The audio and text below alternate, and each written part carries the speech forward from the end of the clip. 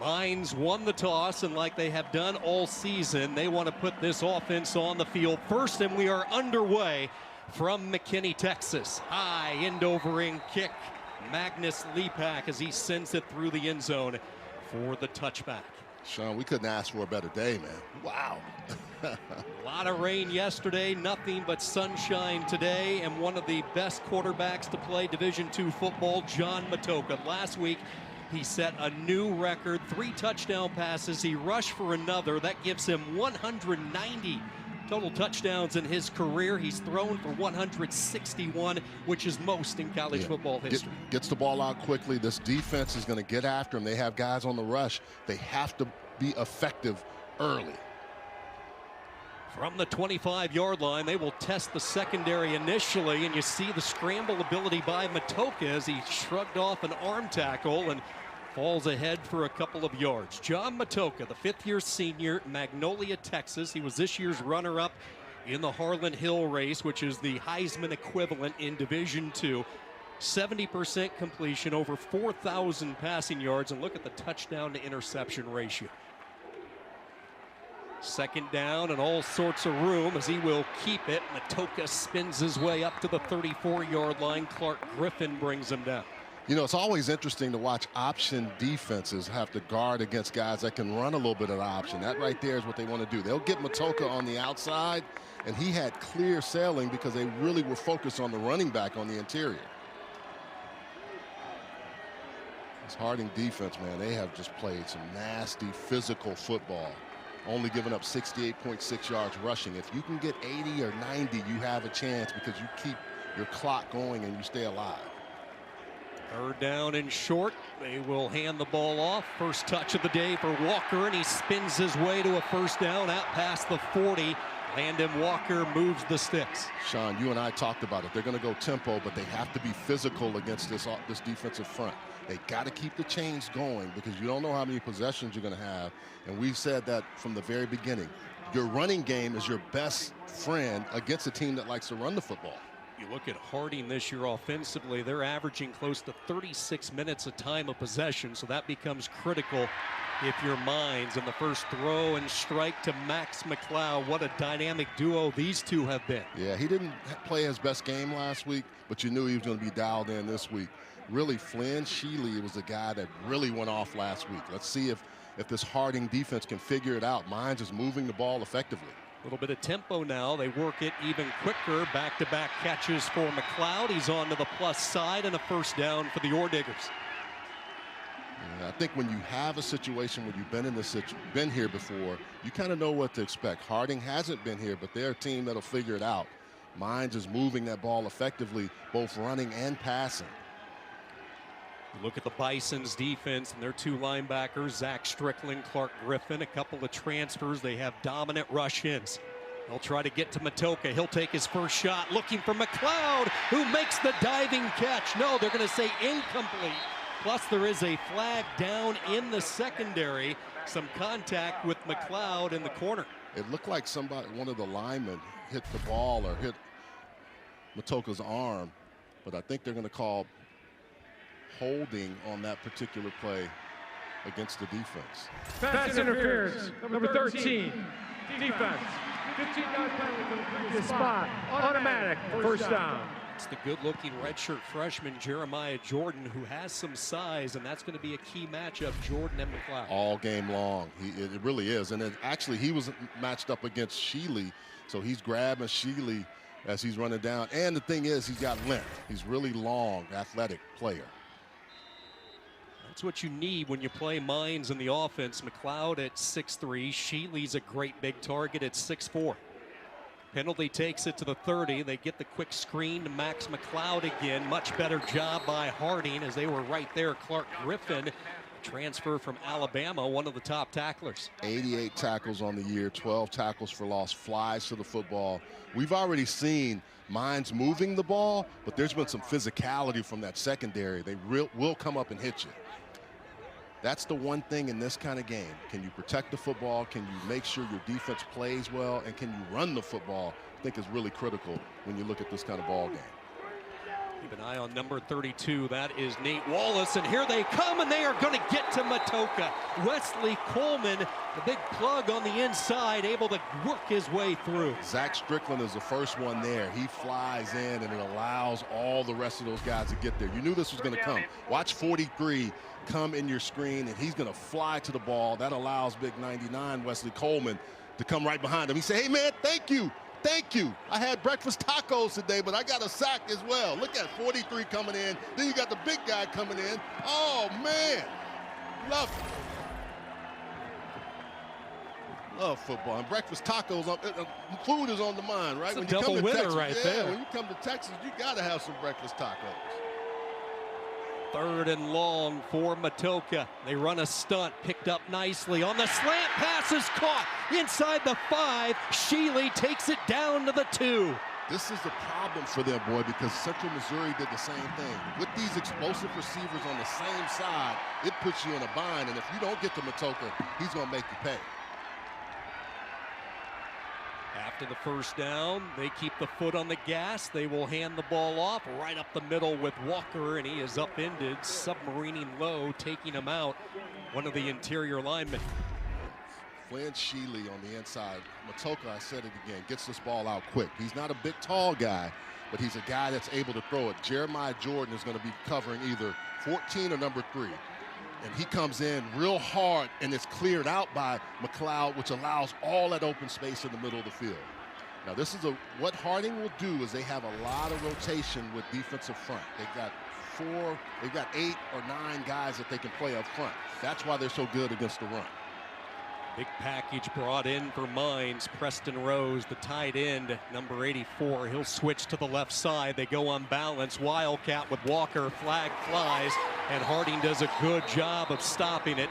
Price was in on the stop, the junior from Hamburg, Arkansas. Yeah, they lock you down when you get down here. They don't let teams score in the red zone. 64% on the year. Illegal substitution, 12 players on the field. Defense, half the distance to the goal. These are the mistakes that you can't have. Second down. You've got your defense playing well. That's 2 really good plays in a row, but then you have a substitution issue, and you can't have those kind of mistakes. This is usually, both of these teams have been pretty good with this, Sean. They have not beat themselves, and that's what happens in games like this, making sure you don't have those MEs and hurt yourself. Second penalty on this opening drive of this football game against Harding. They continue with the Wildcat. Walker flanked to his right by Roper. Walker looking to bounce it to the outside, trying to get wide, but you see the closing speed not allowing him to get to the corner. Oric Walker. Yeah, they're so fast. When you watch them on tape, it looks like you have a chance to get outside. But watch how, and this is good by Walker, and Walker has good speed, but look at Oric Walker. He goes in, fights that off, and then makes the tackle, and then there's 3 or 4 others right there. He just shredded off the running back Roper, who's a pretty physical blocker. Yeah. What they do is they make sure they keep that outside shoulder free, so if they have to bounce out, they can quickly and then be effective when they get there. The touchdown king John Matoka checks in for this critical 3rd and goal. Just outside the 2, empty set, Roper in motion. They move the pocket that direction. Wide open, Roper, touchdown.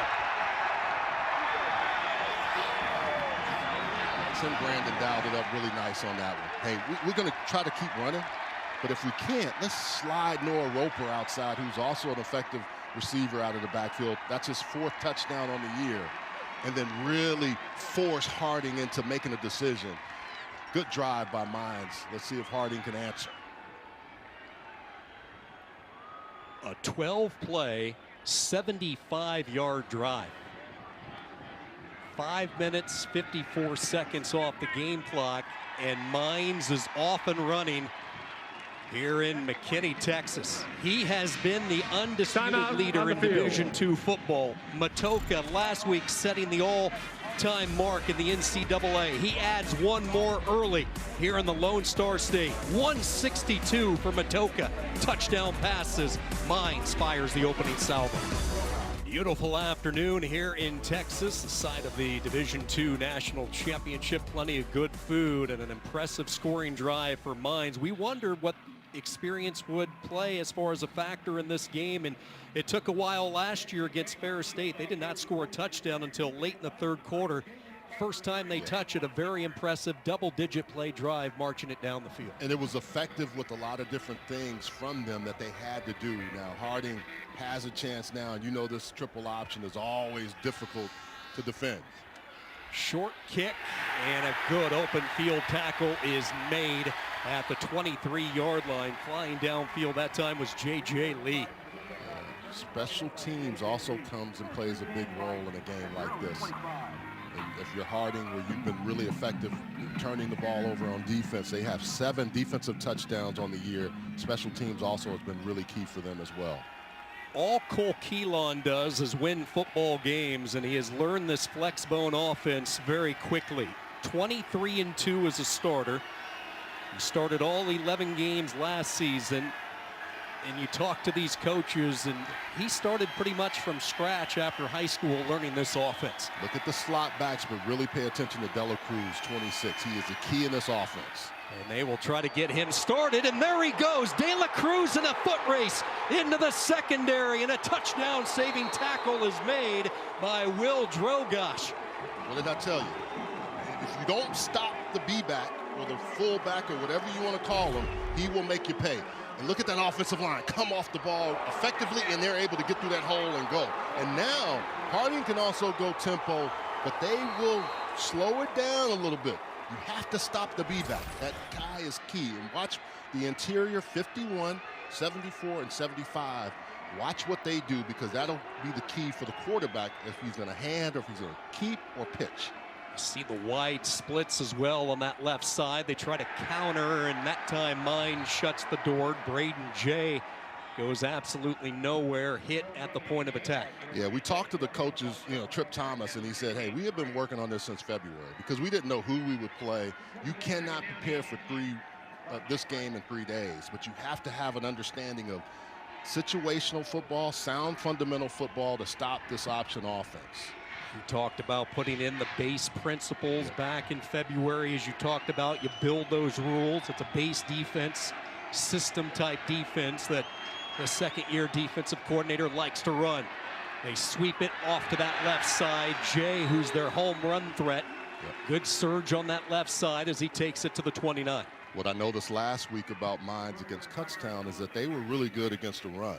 And you're going to have to be really, really sound against this team. Dela Cruz, big play off the beginning, and now you got Harding in a third and about 5.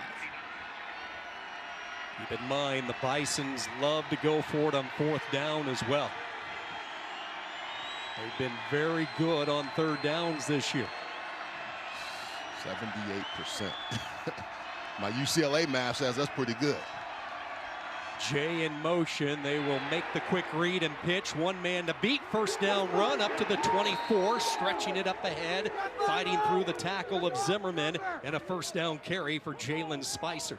There's so much going on with the ball handling skills of Keelan. He's able to fake, pitch, and then you have to get to Spicer quick. He's got a lot of speed. You want to keep his shoulders going to the sideline. The minute he turns up, he's getting there. Oh, they're going to say just short. So Keelan will take it over the center, Levi Pate, and this will be plenty as the surge looked like he had enough, and we'll wait and see. The Harding crowd not real happy with that spot. Well, that was a really good tackle on the outside, but I thought he did have enough for the first down. But you know they're going to line up and he's going to really get behind that center guard area, and just Hunter Willis and Levi Pate, Austin Toller. Pate's going, if you look at him, 6'5", 6 foot 265, not a big guy, but effective guy. De La Cruz, after ripping off a 40-yard run a few moments ago, gets his second touch as he is crashed down on near the 20. Yeah, you just have so much going on with the quarterback and his ball handling skills. The only thing that can hurt this offense is if he fumbles or anybody else on this team fumbles, because they use a lot of clock. They keep the ball away from you, and it makes offensive coaches on the other side worry about possessions. De La Cruz has been the workhorse of this offense. 3 straight games averaging at least 20-plus carries. Had a 34-carry effort earlier in these playoffs. They run the pitch. Jay makes a plant and is upended at the 14-yard line. Close to another first down. Jaden Healy, the first-team Rocky Mountain Conference player, in on the tackle. Yeah, so much focus on De La Cruz, but Braden Jay is a really key player for him as well. Coach said, hey, you wouldn't expect when he walks in the room that he's as good a player as he is. He said, but when he gets on that field, you realize it. When you look at these two offenses and the offensive production that they have enjoyed throughout the year, you know they are both really good in the red zone. We saw Mines score on their first red zone trip. Let's see what the Bisons can do here. Gaping hole initially over that left side as De La Cruz plows to the 9. Adrian Moreno in on the stop. The biggest problem, Sean, is always, can you stop the fullback dive? And then can you also get effectively on the outside if the quarterback keeps? So right here, there's no one there. Good blocking on the outside. Hunter Willis with a huge knockout block. So it's so many things coming at you, cut blocking and everything else, and then you have to pay attention to what the quarterback is doing with the football. That's why there's always a gap somewhere. You mentioned big Hunter Willis, number 74, earlier this week. He was named a first-team AP All-American. Spicer trying to get to the edge. One man to beat. He'll try to muscle his way for the final few yards, and he's in. Touchdown for Jalen Spicer. He had a huge game a few weeks ago against Central Missouri on some touchdown runs, and he's come right back and done it again. Now, this is where you pitch it outside, and you know Jalen Spicer wants to get in that end zone. Has guys out in front of him, has a defender there, Jackson Zimmerman, but Zimmerman is just able to hold him up and then throw him in the end zone. You're always 1 or 2 steps behind, and if you are, that's how they make you pay. 9 plays, 75 yards, and what a counter punch coming from Harding. Spicer with the touchdown run, his 5th rushing touchdown this year, and he had to use some muscle for the final few yards to get there. Running right through Zimmerman, and now the point after is up, and it is good. So in a game in which we had 2 dynamic offenses, 2 defenses that just don't give an inch, it's the offense early packing the punch. Harding with the equalizer. Nice, easy 300-plus mile drive for the fans from Harding, Searcy, Arkansas, and they are all fired up after that last drive to tie this game at 7. We talked about the flex bone. There's just not one component. You have a lot of different options. Assignment sound football when you play, and you see how they can spread it out. Well, it's one of those things, you know it's coming, but it comes from different people and how they do it. The diversity of how they bring you the option is what makes it tough. And I think that's from a defensive standpoint. You've got to figure out how to stop that initial charge so you can then get to the pitch or the quarterback keep. Lee Pack with his strong legs sends this kick through the end zone for another touchback. Offensive series number 2 for Mines. We return to McKinney.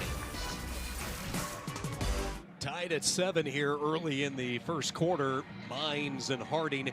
Don't forget the NCAA FCS Championship game is on Sunday, January 7th at 2 Eastern on ABC. Defending champion South Dakota State, fresh off a win last night. They will take on either North Dakota State or Montana. Those two kicking off later today in Missoula. For more information, go to NCAA.com, your official home for all 90 NCAA championships. Loss of 2 on first down. This aggressive defensive line with Gage Price, Wesley Coleman. Got to stay ahead of schedule, and those 2 interior guys do a really nice job. I say Wesley Coleman, 500-pound bench, 800-pound squat, and got a lot of personality with it. I was going to say, even a bigger personality when you talk to some of these players and coaches. Matoka stays perfect in this first quarter. He's now completed his first 6 passes. Blake Smotherman, the tight end, reels it in close to the 30, setting up a 3rd down. Yeah, Blake Smotherman doesn't get a lot of catches, but the 7th on the year. But I think that tight end crew is really effective in the pass game, but really more so in the run game for Mines. Fresh bodies checking in for Harding. Terrell Johnson, a rush in, along with Devontae Manning.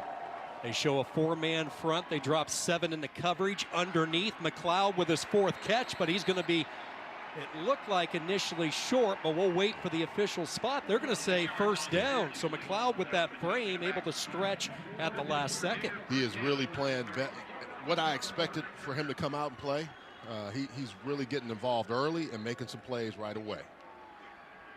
Record-setting year for Max McLeod, and he is off and running this afternoon. Another catch out past the 45. Really good route runner. I think that's the other thing that when you see Mines is getting a lot of attention from pro scouts. Probably 20 or more scouts have gone to their practices, and I think it's because he runs routes so effectively.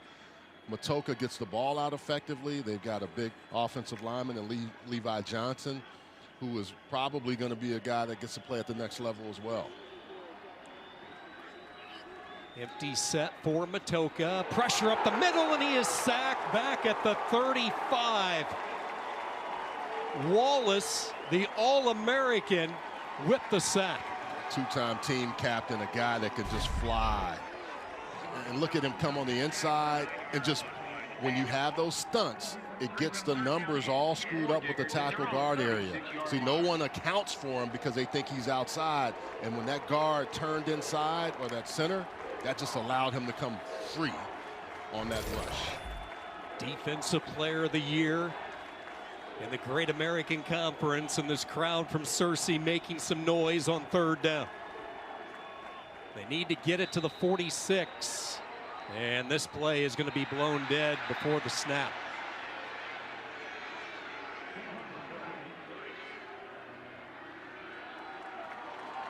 Preliminary call against Mines. Yeah, Mines Ball start on this the 14, drive. Offense, 5-yard penalty, remains 3rd down. See that too often. It was on the wide receiver, Flynn Sheely, and this crowd's going to get even noisier as Pete Sturbick looks on. Well, when you have to throw the football, they've got 2 guys on the outside with Dre Hall with 10.5 sacks, and Nathaniel and Nate Wallace with 7 sacks. So you have to protect the quarterback in this situation. You see they go small on this defensive line on this 3rd and long. They have brought in Caden Pierce as one of the inside defenders. He becomes a spy to Matoka. See right there, he can get to him. Matoka wraps, somehow shovels it to his big lineman who rumbles ahead up to the 31-yard line. He got it to Levi Johnson. They said Caden Pierce had been out for a while, and they were waiting for him to get back because this is the element that he brings to this defense. Reed is going to hide right there. He knows the quarterback is there, and right away he gets to him. That's the element that they missed a few weeks ago when they played Central Missouri, and now that he's back, that's what he can do for this defense. Yeah, their coaches singled him out yesterday real early in our meetings. Pierce, who missed 10 games this year, just his 3rd game back from an injury, and already in this first quarter making an impact as this first quarter will come to an end. Well, just as advertised, a slugfest here in Texas. Division II National Championship on the line. Mines all the way from the Rocky Mountains. They struck early, the touchdown to Roper. Back comes this bruising ground attack. Spicer with the touchdown. We're tied at 7. Beatons, Harding, and Mines in a stalemate through 15 minutes alongside Charles Arbuckle, Morgan Uber down on the sideline. Sean Kinney with you this afternoon. A sun-drenched day after a 24-hour wet stretch. Nothing but rain yesterday, but boy, the skies have opened up. Crystal clear blue skies. Everyone enjoying this one. Blake Dow, one of the top punters in the country, with that wind behind him, sends it high and deep. Fair catch signal for at the 25. Just a few moments ago, Morgan caught up with Paul Simmons. Coach, 2 sacks already from your defense here in the first quarter. What have you liked about the way that you've been able to bring pressure? Man, we're having the time of our life. Unbelievable. Really bad first drive right there. Didn't execute very well, but you know, our D-line has done it all year. They just did such a great job getting after it. We got to do it all day. That guy's really special, but we're getting after him. I'm really, really pleased with that early pressure, without a doubt. Blake De La Cruz. I'm too excited! Thank you, Coach. How do you not love Paul Simmons? He got to see his sons play football and I think state championship game together. They're freshmen and a senior linebackers. Got to play side by side last Saturday night as they go to work on the ground with De La Cruz stumbling his way out to the 28-yard line. He talked about how special last week was for him, not only guiding Harding into the national championship, but for the first time he was able to leave Searcy and make the state championship playoff game, watching his two sons, a senior and a freshman, play side by side and win a state title. That's always special. And he said, you know, growing up, they could run right over to the field. They're really close from the school perspective, so they've grown up around all these players. One of those sons, Wyatt, a three-star linebacker, recently committed to play at Arkansas next year. Good job by Mines, stuffing the run, setting up a third down. Yeah, you know, if you're going to stop them, Blake De La Cruz had a 2-yard gain. That time it was a 3-yard gain. That's almost as well as you can play against a team that averages about 3.4 to 4 yards per carry, or consistently stay in that area even with those explosive plays.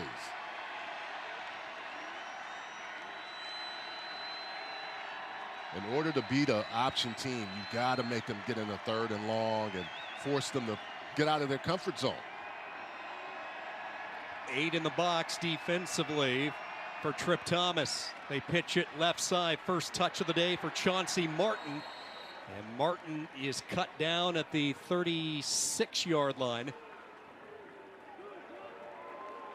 And they're going to say first down. They took a look over, thought they might bring out the chains. They do not. First down for Harding. Yeah, they got a lot of different guys that can make it happen. Chauncey Martin, a kid out of Texarkana, Texas. Ruling on the field with the ball carrier. Got to the line the game. That previous play is under further review. So there is review in this championship game. Our replay official, Jamie Ramirez, will get another look at this as we take one more look as well. Well, you're going to see the flow of defenders coming over to try to stop him. He does a nice job of making one miss and then get awful close to that first down. Chauncey Martin was the kid that had 2 really nice touchdown runs versus Central Missouri, not Jalen Spicer. But the thing with Martin and Spicer and Jay, they do such a good job when they get on the outside to make one guy miss and then get in that alley and take off. And that's why you need guys that can come up and make plays against them. It was interesting talking to Coach about Blake De La Cruz and how he mows lawns during the season. Like, man. Said he had people calling him upset because they saw your guys here mowing our lawn. Yeah, he was getting phone calls from all these concerned residents, obviously Bison's football fans. I thought that was that was during the two-a-days as well. You know, 7. After review, the ball carrier's knee was down with the ball at the 35-yard line. It will be 4th down, 1 yard to go. That's what we originally thought as we saw it play out in real time. They are going to be just short, and now a critical early decision if you're Paul Simmons. Yeah, I think they go for it because of the way they operate. They don't mind going for it on 4th and 1. And I think they're getting close into that area where they're getting to the middle of the field. They feel comfortable and confident with their offense that they can pick this up. We saw them convert on 4th down back in the first quarter, and here they go again as everybody comes to their feet. Defensive line has to get penetration against this 4th and short. Wide splits. They attack it with their fullback, and this is going to be real close. You have to get your defensive line through the gaps in order to stop it. That was awful close, but that was good penetration by Mines. And we will have a measurement as the clock stops with 12:43 and an all-important stretch of the chains coming up. Timeout on the field for an injured defensive player. Yeah. There's an injury as well. One of the ore diggers down at the bottom of the pile.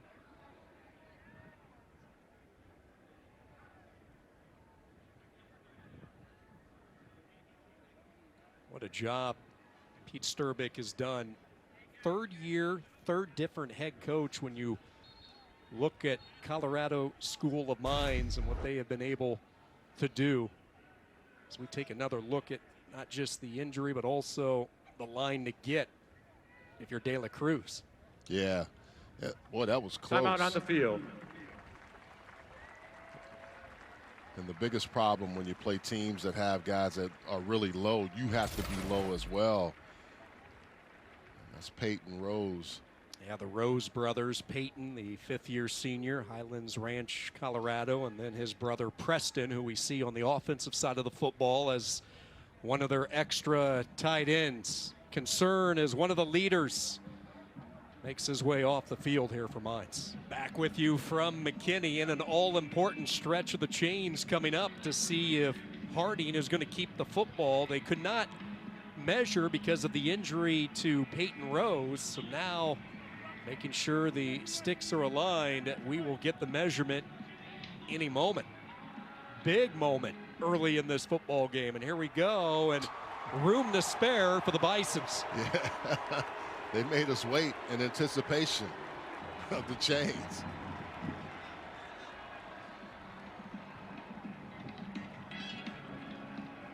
That good second effort allowed that to be the first down. But again, when you have success against an option team, it's that initial push where you are able to get through and not let them run free with the fullback dive. Martin and Sinclair are the two slot backs.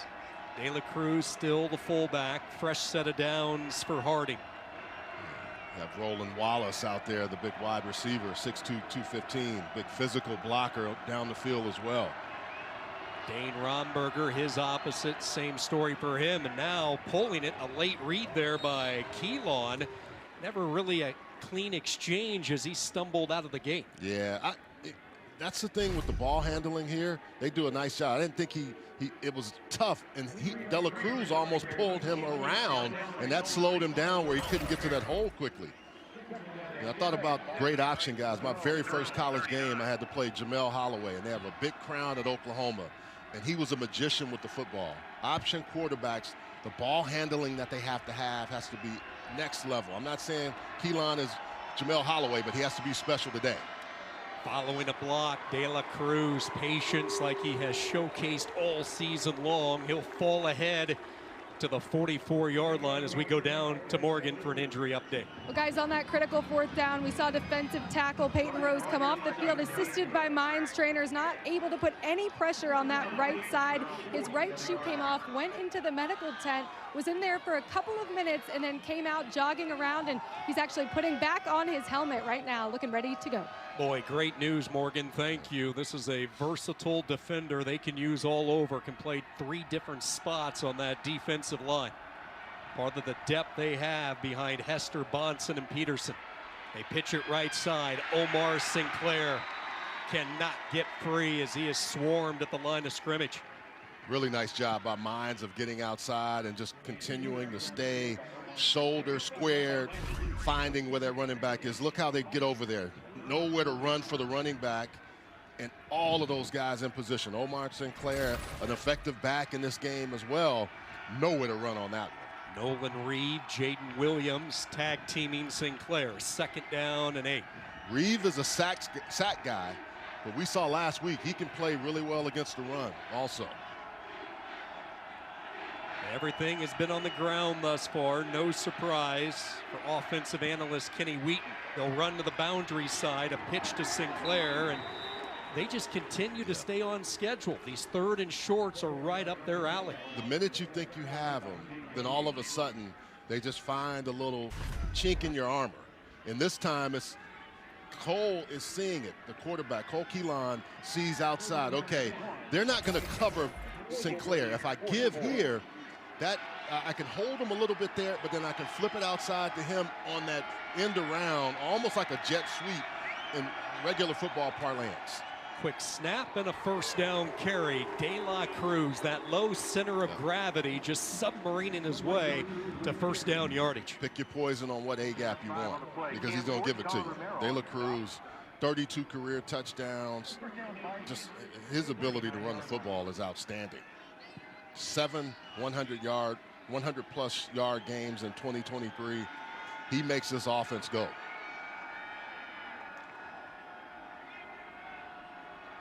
The play selection today, nobody part of the 10,000 strong in this stadium surprised. Harding knows what they want to do, and nobody has been able to stop them this year. And look at the space to run. Martin with a cut, tackle from behind, close to another first down. Really nice job and changing it up just a little bit to come back with the end around. And no one is there, so everybody sees you pull it out at the last second, and then you get it out to the guy coming around. That's the thing about ball handling skills, how effective you are at not only handling the ball, but not putting it on the ground, and then knowing when to flip it out or let the dive back, keep it. That's what's so impressive with De La Cruz. Sure, he'll touch it 20-plus times in a game, but then as a decoy, he's getting hit another 15, 20 times in a game.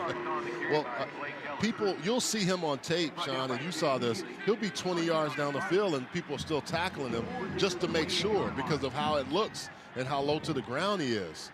I mean, he's just a ball of muscle. 1 negative carry on 225 attempts this season. That's what that just said. 1 negative carry on 225 attempts. And you know he's going to be probably the one that touches the ball. The way he averages those carries, you know it's coming to him. 12th play of the drive. That's eaten up more than 7 minutes. Speaking of eating up, there is nothing there. And look who's back in the game, Peyton Rose. Yeah, Peyton Rose, the beneficiary of them trying to come back on the inside. Watch 98 here, just effectively with the block, sheds Toller, and then he takes Toller with him to the tackle. He said, hey man, come join me on this tackle. I'm a little nicked up, but I'm all right. I love the physicality. The pit framing of watching option football is exciting. People say, oh, it's, I mean, the things that they do down there. Watch number 51, Levi Pate on this block.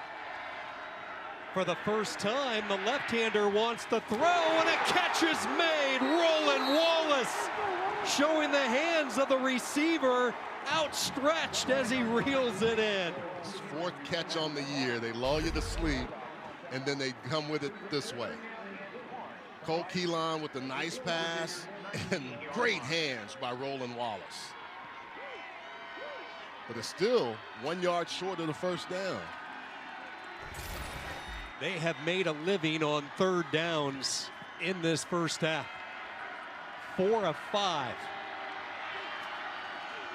Hand the football off. De La Cruz make it 5 of 6. Yeah, and what gets frustrating for defensive fronts when you talk to guys that play defense is the offensive linemen are so low that they're almost burrowing holes, and it pushes you back at least a yard or two. So De La Cruz or Keelan, whoever gets the ball, has a kind of a start running into that offensive line area, especially on the interior. You've got to find a way to get penetration there so you can stop that dive back. And what's driving minds absolutely nuts right now is John Matocha is watching on the sideline. This drive continuing to eat up game clock. Inside 6 minutes to go in this second quarter. It moves fast, and your possessions start to dwindle. Having played option quarterbacks in college, man, you sit on the sideline and you're just like, okay, I gotta stay patient. And that's what happens to Mines, and Harding knows that. Look, they just take their time. We want a little tea, iced tea. You want some sugar with that iced tea, or you want some of this Flex Bone? Approaching 10 minutes alone on this drive for Harding.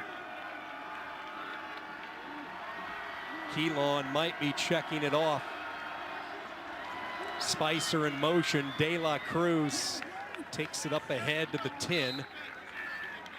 Running over his right side. You look at this offensive line, they have a couple of experienced guards, 6th-year guards, and Toller, and then the All-American Hunter Willis on that left side. Yeah, they are real effective guys. They play well inside. Jake Duggar on the outside, a legacy guy, his mom and dad. He's a right tackle. And then Hunter, Landon Ray. Ray and Pate are going to medical school in the fall. Yeah, Pate's going to attend medical school at Mercer, 1st-year center, making the move from guard. It's been a smooth transition, the chemistry he's built with Keelan. 3rd down. The pitch to the outside, to the pylon. Touchdown, Braden Jay.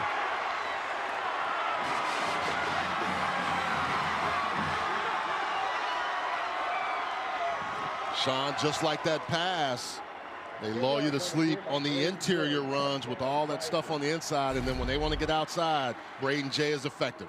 Right here, fake, get it out to my guy. There's no one, and even Nolan Reeve is saying, who is outside? Because you need a guy coming down for the pitch man.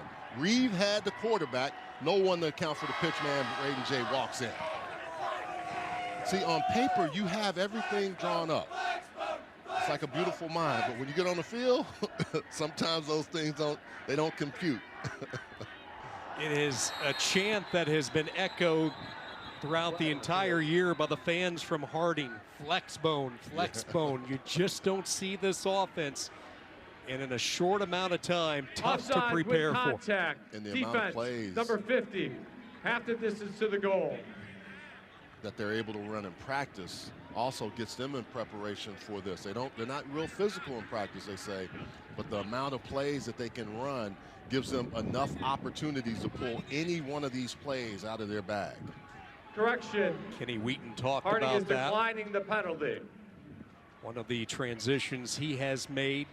He's been coaching the wishbone, AKA the flex bone, as it is matured throughout the years. He's been coaching it for over 4 decades, 44 years, and he talked about the 10-minute pods in practice, no wasted time, everything quick, easing off the physicality, which was something new to the academies. West Point visits Harding oftentimes in the offseason to exchange ideas. How about this start by Harding in the first half? A monster 17-play drive, eats up over 10.5 minutes. Jay with the touchdown. Bisons with their first lead. 14 unanswered from Harding. They lead 14-7 over Colorado School of Mines. Don't forget tonight, 5:45 Eastern, ESPN's bowl game quadruple header continues with New Mexico State and Fresno State in the Isleta New Mexico Bowl, followed by Cal and Texas Tech in the Radiance Technologies Independence Bowl. It is that time of the year, championship football in the air, bowl season is here with the holidays. Yeah, it's been a stampede all season long when you look at it from Harding's perspective. Yeah, I mean, 18-game winning streak going back to last year. I mean, they just, man, they have played so effectively against teams. The only team that really gave them a lot of trouble on offense was Grand Valley State.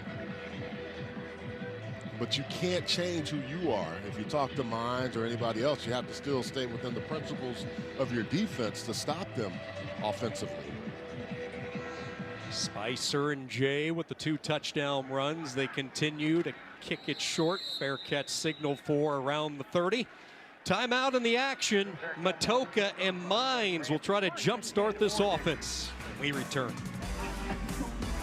It has been a record-setting season for Colorado School of Mines. It started with the 14 wins. They're perfect entering today. That's the most wins in program history, surpassing the 13 from last year. They have had their way in the Rocky Mountain Conference, another Rocky Mountain Championship. This offense, really no slowing down. 49 points per game, orchestrated by Matoka. And then this defense, maybe overlooked oftentimes because of the offense, but they have been there, not just stubborn against yardage, but also great in the takeaways with 33. And now Landon Walker is off to the races. Jordan trying to catch him. Here comes Butler. They finally corral him, but not before Walker takes it to the 16. Before that play, 9 rushes for -1 yard. Then they found something in the middle to really get that effectively on the 10th rush. Watch here, this interior offensive line blocking, everybody locked up. Landon Walker is a Swiss Army knife. He can play any position in that backfield, even quarterback sometimes, and that's what you need against a Harding team. Huge play. 52 yards on the first down run by Walker. Matoka is going to whip it out. Far sideline pass is caught.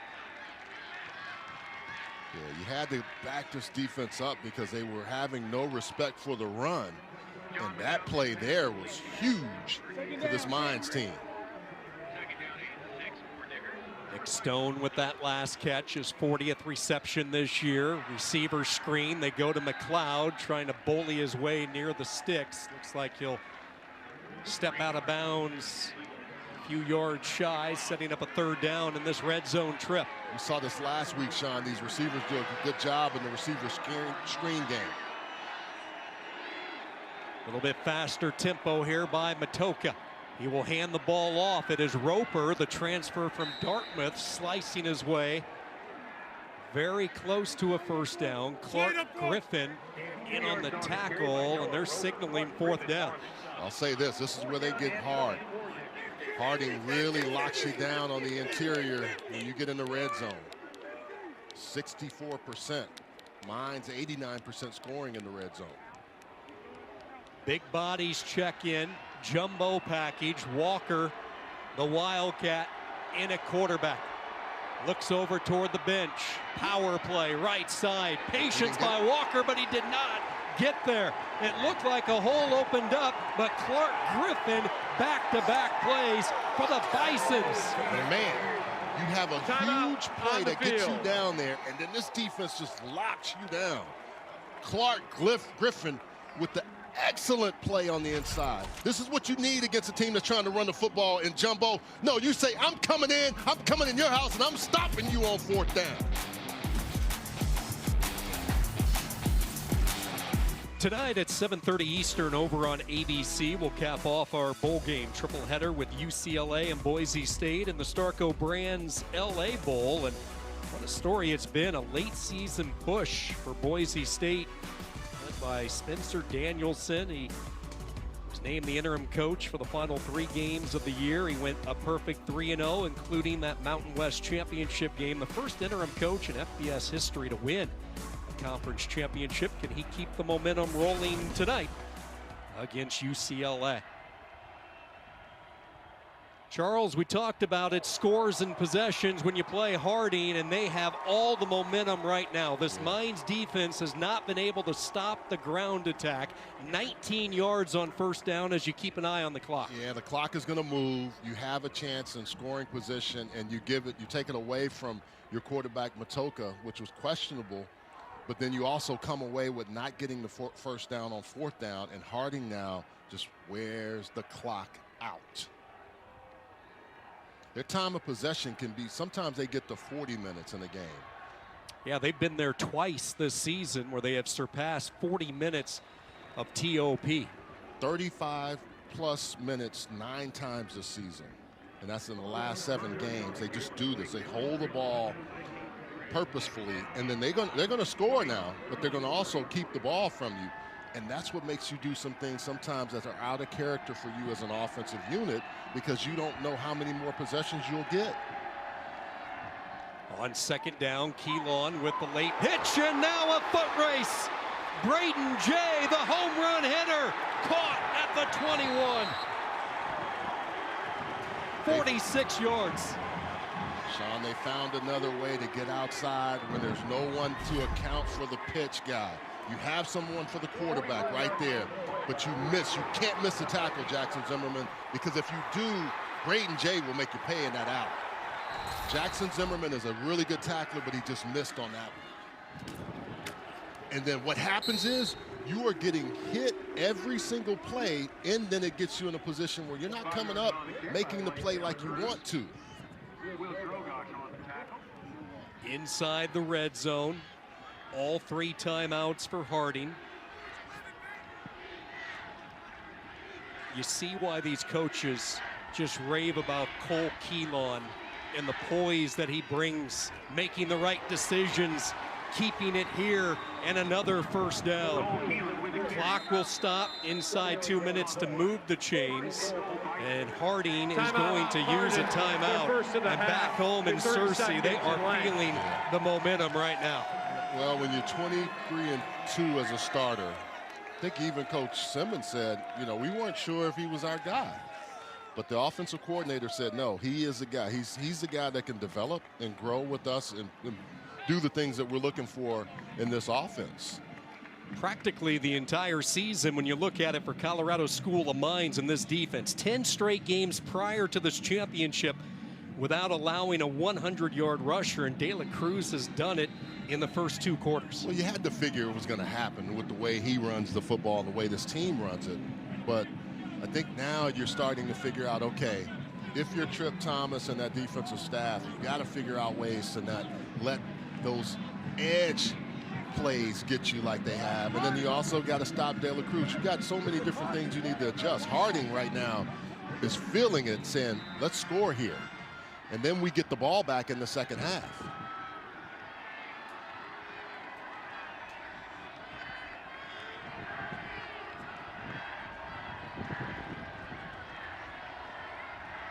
After the timeout, Keelan on first down, pitches it. Jay dives in, touchdown. Man, is he patient, just waited for the blocks. Jalen Spicer and Darius Brown with some huge blocks down the field, which allowed him to just sneak in there easily. Jaden Williams was there. There were a couple other Mines defenders, but they couldn't stop him.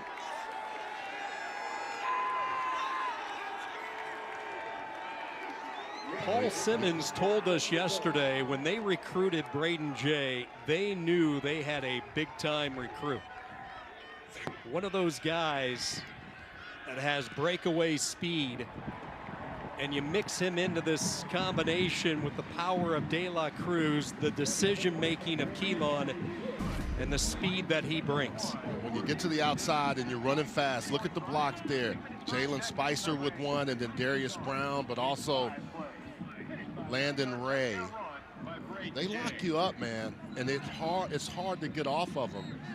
And once they know where you are, and they do it by design because they motion and shift and get you in a position where it makes it easier for their blockers.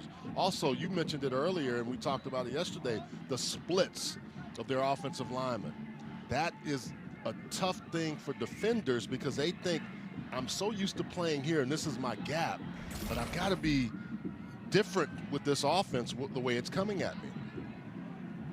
You look at this rushing attack this year for Harding in the long history of this program. Keep in mind, they made the transition to the flex bone back in 2010. They have never had a season where they've had 2 1,000-yard rushers. Well, De La Cruz is well past that mark, and with that last run, Jay is 3 yards away from hitting 1,000 for the year.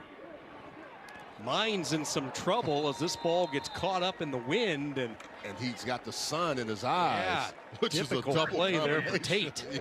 At their own 19-yard line.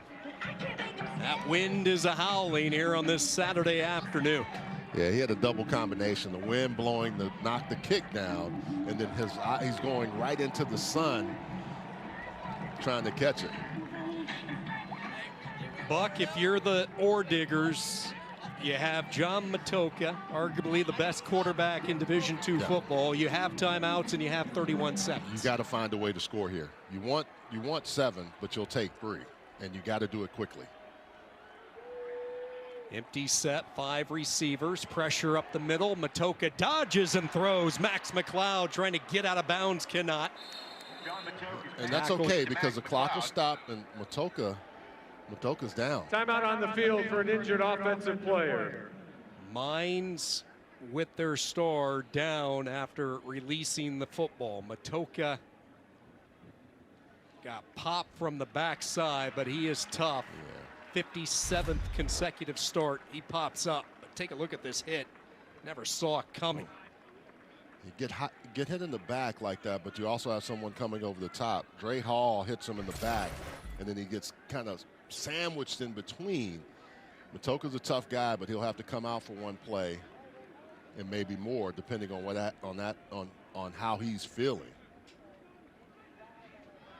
Matoka, a 2-time captain, making his 57th consecutive start.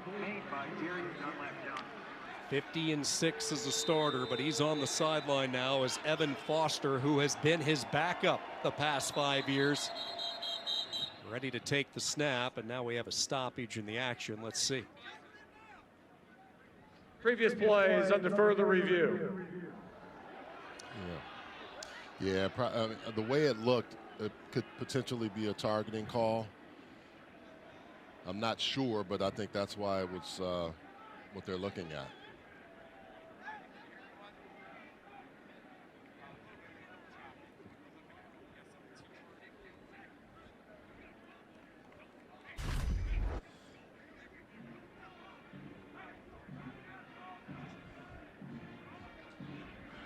So when you have Dre Hall coming in, you need all the indicators.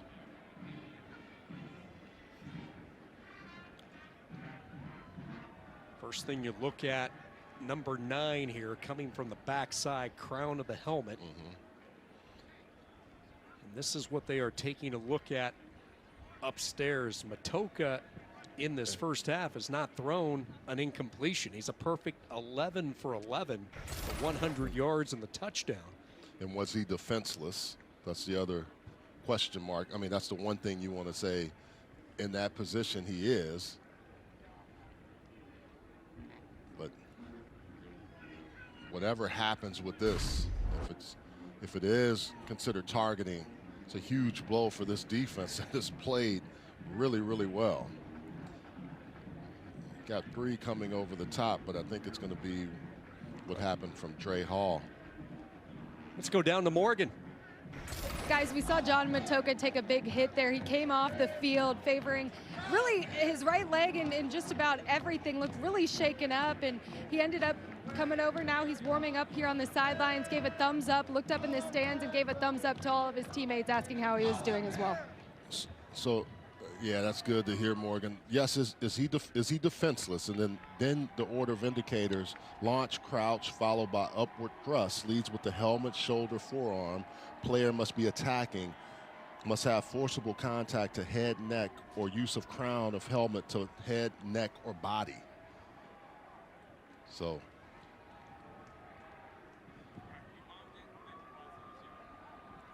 our referee today, see on the right hand of the screen, Brian Earl. It's a Great Lakes Intercollegiate Athletic Conference crew who gets the nod for this championship game.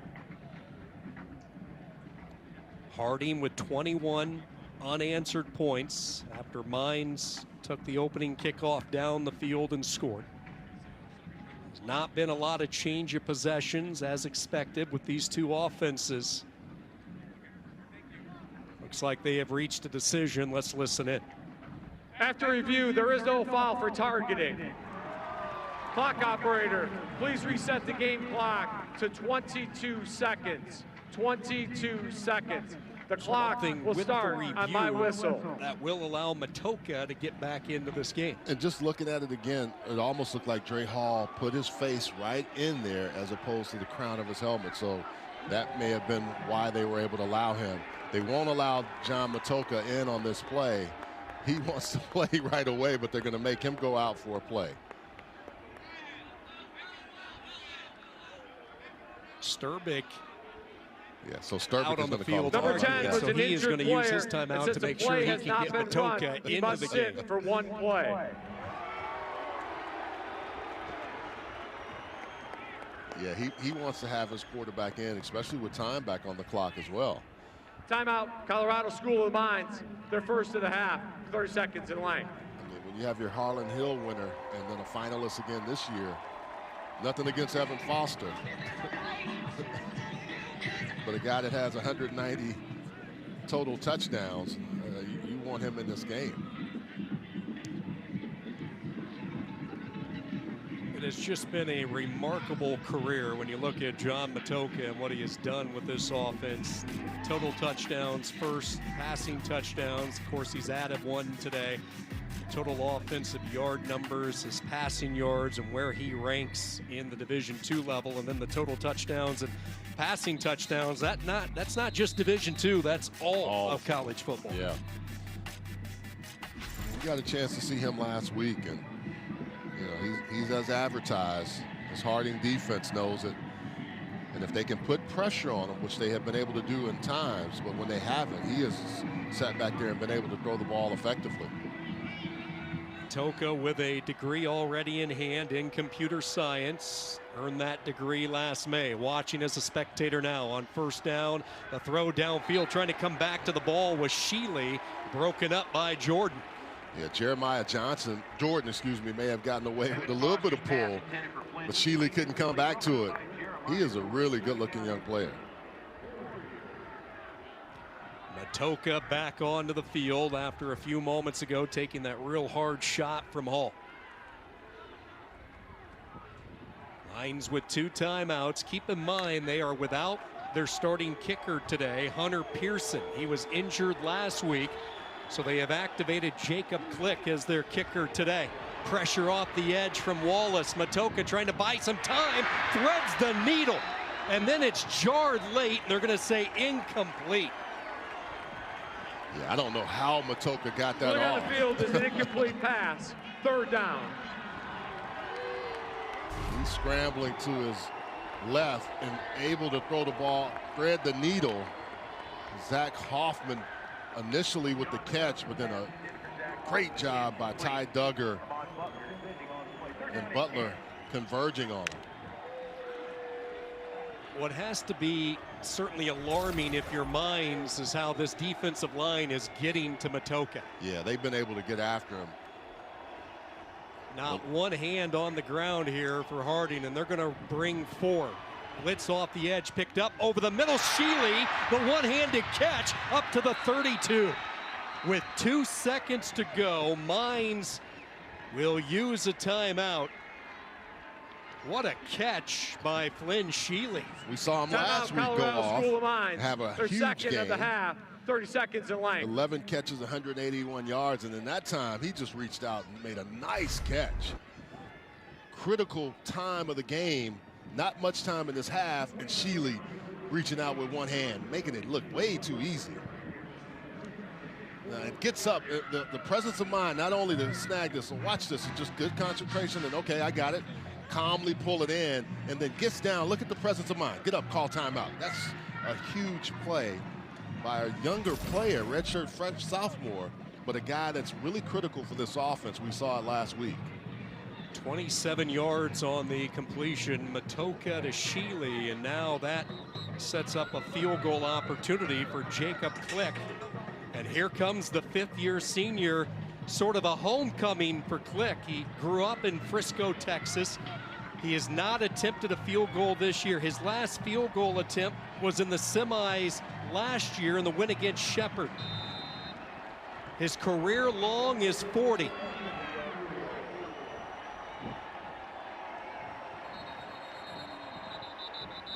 And now Harding wants to make sure Timeout. Click Harding realizes second and what's a at half. stake 30 with seconds this in upcoming length. kick. Yeah, you want to mess with his mind a little bit. The only good thing for Click is he has that wind to his back and the open end of the field. He's in the close end, but that gives him at least some opportunity. Now, the other thing, Harding has blocked a lot of field goals, and you have to be ready. I mean, how many did we say?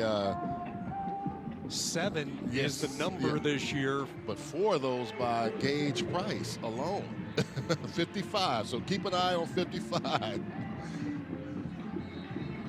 Win behind Click as he gets ready for his first field goal attempt of the year. Certainly that will aid him, and as Buck was talking about, you take a look at who comes out for Harding. Keep an eye on number 55 in white. His 32-inch vertical at 275 pounds. Had a key block and a point after in the quarters against Central Missouri. 49 yards, good snap, good placement. Does it have enough leg? It's on the way, and he hooked it left. No good.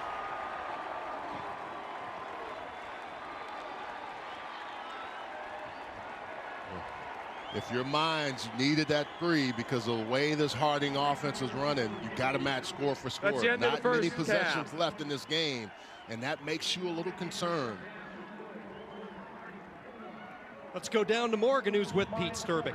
Coach, all season this team has been prolific in the first half, just 7 points here right now. What's been the challenge offensively? Well, I heard us a couple times. There's a couple plays I called I wish I had back and put us in bad situation, and not getting the 4th down here when we're in the red zone was critical, because then they went right downfield and scored, and we got to score points against these guys. I mean, we got to do it in any game, but these guys are so prolific themselves running the ball, and hopefully our defense can get to the point where we're getting some stops and we can get back into it. Your quarterback, John Matoka, took that big hit there. He came off the field for a play, but back in the game. What did you talk about with him on the sideline about his status? Yeah, he just got the wind knocked out of him, and you know, he's just got to get the ball off on time, and our line's got to give him some protection, because I think there's some things we can do in the pass game if that happens. Thanks so much, Coach. Appreciate the time. Guys. Down 14 here at the intermission. Sturbeck will look to regroup the Ore Diggers here at halftime in McKinney. Mines came out throwing. Touchdown combination. Matoka able to find the end zone, but 21 unanswered. The rushing attack for Harding, the difference.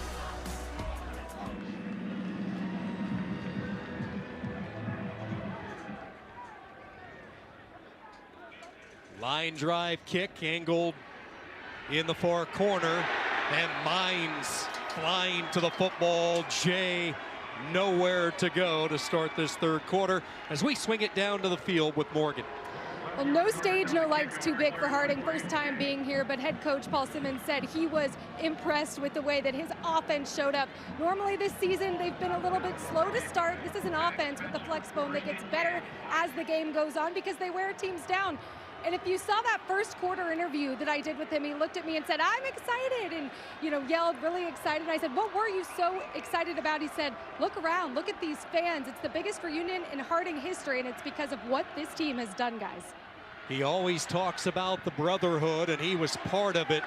As you see the surge from Keelan at quarterback, willing his way for 7 yards up to the 20. Yeah, Keelan didn't keep it a whole lot in the first half, and you could see right off the bat doing that. And Coach Simmons talks about all these guys coming back and being a part of this program that he has built and really done a nice job at Harding.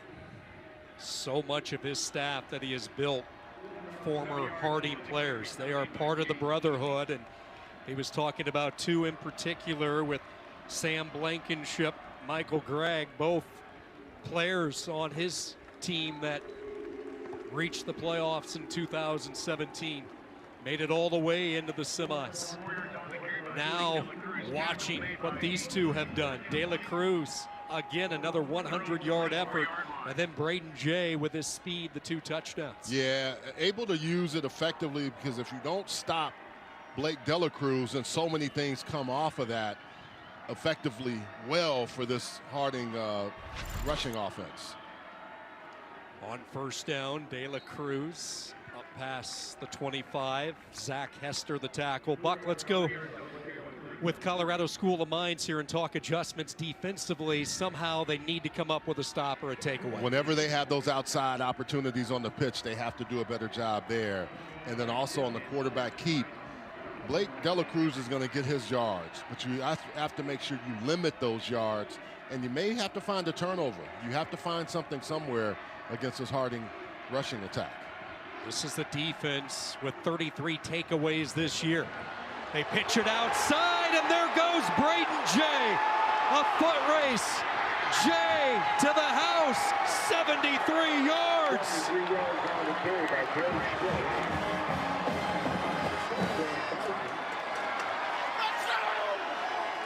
The minute you think you have it figured out, they come back with a little wrinkle. And that's the hardest thing when you don't have as many possessions and you start getting in the hole. You look at the clock. Braden Jay, man, wow, he's got speed.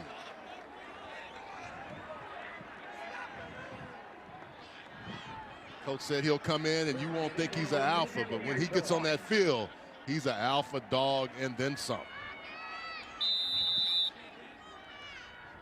Ruling on the field was a touchdown. The previous play is under further review. Now, I don't know what we're looking at.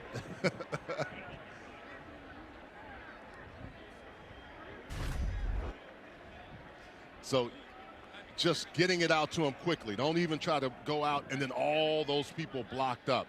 Their line does a good job, but also Dame Romberger, who only has 2 catches on the year, but 19, is out there blocking. You've got Spicer with a good block. You've got another block coming from Landon Ray. The pivot point or the pressure point of blocking allows Braden Jay to see it and have one guy chasing him. No one in that alley to stop him. Nate Sutter tries to get there, but he can't get there. So this is what they're taking a look at. Jay dropping the football, and was he actually across the goal line before he dropped the ball? Yeah, I thought he dropped it after he crossed the goal line from that angle.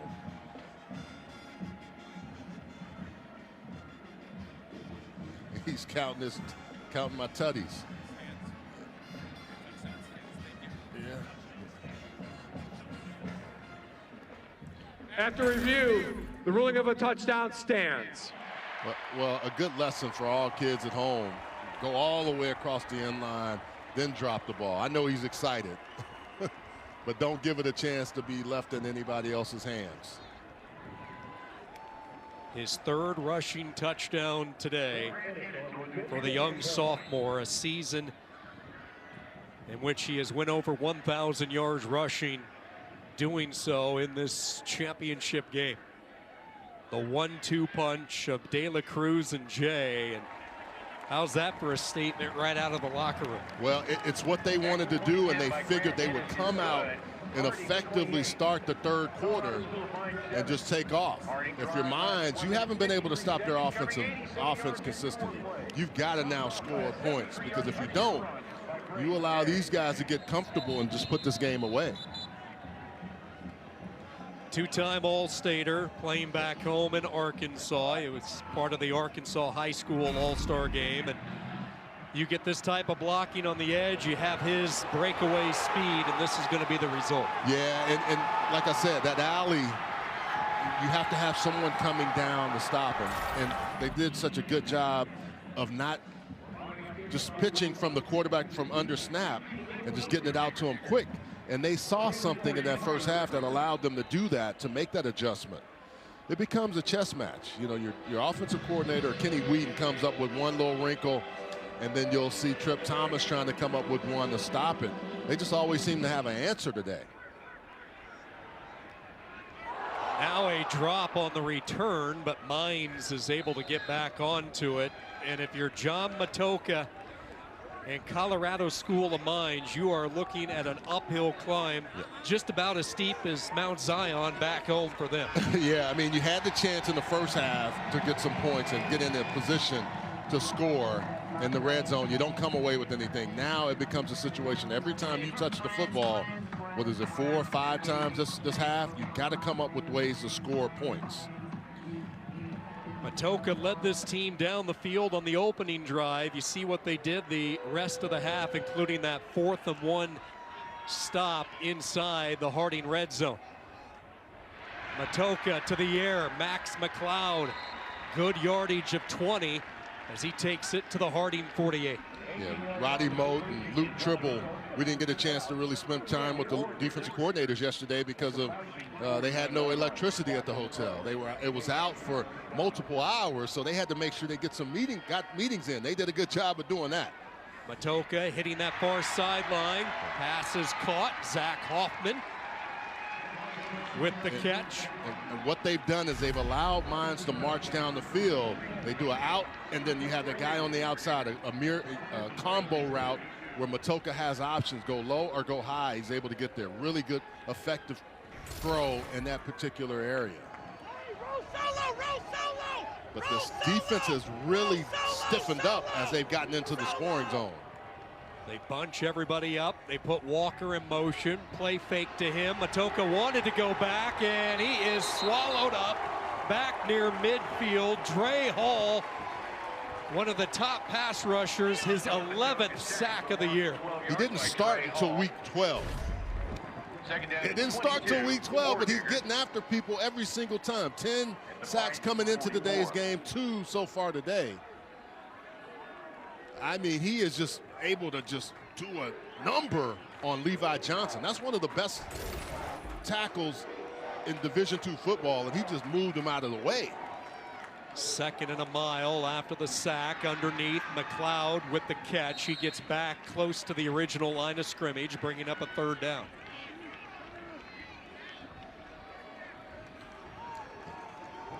Again, they're giving up these passing yards, but again, Mines hasn't been able to capitalize on it with the score. Here comes that smaller third down package for Harding with Pierce into the game. Wallace and Hall, the edge specialists. Matoka throws on the run. Pass was a bit behind the receiver, and fourth down coming up. Obviously, they'll keep the offense on the field. Billy Pospisil with his first catch.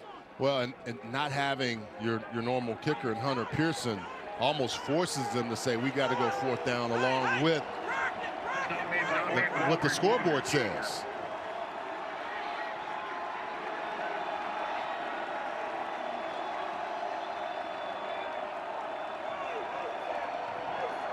And this Harding crowd is going to get into it too. They're going to let them know. A must get for Mines early in this third quarter, and it's broken up, incomplete. McLeod was the guy they were looking for. Ty Duggar getting his hand in. Duggar able to get in there and make a play, who's been always around the football, makes plays all year long. But what you need is when you come up with the opportunity, but Duggar there to knock that down to keep the score 28-7, Harding. Kick off your Week 15 NFL Sunday at 10 a.m. Eastern with the Countdown crew on ESPN. They'll have all the early breaking stories, injury updates, and previews of each game right up to kickoff. Our Week 15 Monday Night Football matchup features Jalen Hurts and the Eagles desperate for a win. They travel to Seattle to take on Geno Smith and the Seahawks. 8 Eastern, 5 Pacific on ABC, ESPN, and ESPN Deportes. Harding goes back to work, making the juggling catch on the pitch is Chauncey Martin. Yeah, really nice job by Jaden Williams of getting out there, and Chauncey had to bobble the ball a little bit, couldn't really cleanly get it, and that allowed Jaden Williams to come in with a nice tackle. Paul Simmons watching his rushing attack get unleashed here in the biggest of stages. 26 yards shy of 6,000. I mean, just digest the thought of that for a moment. No team has ever done that in NCAA history. De La Cruz with a good chunk of those yards. Tripped up at the line of scrimmage. Hayden Gregg, who is back after missing the last couple of weeks, one of their leaders at linebacker. Hunter Willis had a huge block on the inside. And I mean, it just moved that defensive line out of the way to give an opportunity for a huge gas yardage on that play.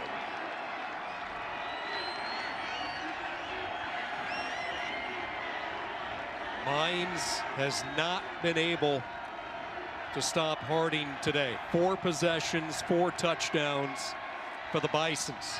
Trying to get them off the field. They're going to take a shot, looking for Wallace, and he makes the catch.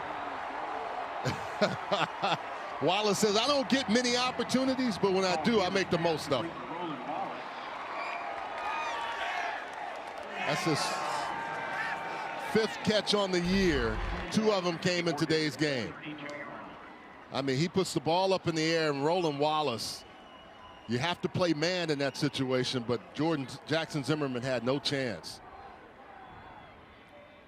Keelan looking over toward his sideline. He can throw the football. He threw for over 2,000 yards his senior year at Harrison High School in Arkansas. He's completed both of his passes today for 46 yards. And we talked with Kenny Wheaton, the offensive analyst for Harding yesterday. I said, what's it like the moment you dial up a pass? And he just kind of chuckled and said, I get excited. Yeah. I mean, he and the quarterback probably get excited, but you can tell Roland Wallace as well, extremely excited to have a chance to go catch the football. And this is what the patience level of another team, this is, they use so much clock here. See those linemen go down with their cut blocks. It's just like a whole row of dominoes falling at the line of scrimmage. Flowing to the football for Mines was Gregg. Yeah, that was a really nice tackle by Hayden Gregg. He was able to then knife in there and get him in the backfield as opposed to letting him turn his shoulders and get going. There has to be a certain commitment also if you're going to play triple option football, and that means everyone has to work together on their side, and that's what makes it so tough for the defense.